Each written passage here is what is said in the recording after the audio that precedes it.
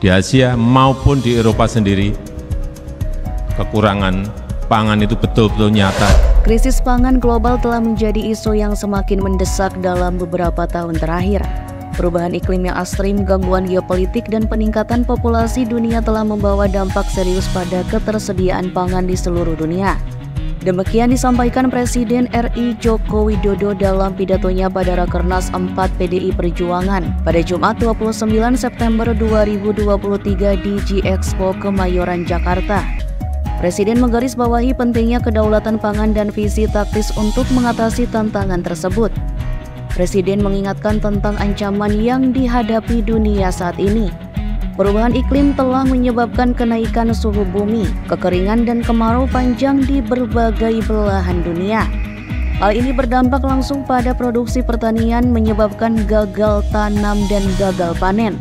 Jokowi menjelaskan kekurangan pangan telah menjadi masalah serius di berbagai negara, dengan harga bahan pangan yang naik secara drastis.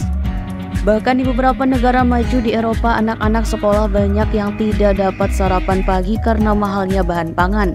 Sebanyak 22 negara termasuk Rusia, India, dan Bangladesh menghentikan ekspor pangan untuk mengamankan pasokan di dalam negeri. Semua negara sekarang mengerim semuanya, tidak ekspor pangannya. Situasi ini menunjukkan betapa pentingnya ketersediaan pangan dalam menjaga stabilitas sosial dan ekonomi. Kedaulatan pangan sebagai solusi krisis pangan global. Presiden Jokowi memahami bahwa kedaulatan pangan menjadi kunci dalam menghadapi tantangan krisis pangan global.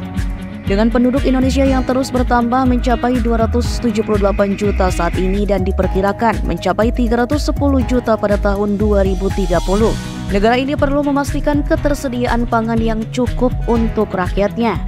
Visi taktis yang mencakup rencana kerja detail menjadi langkah krusial dalam mencapai kedaulatan pangan.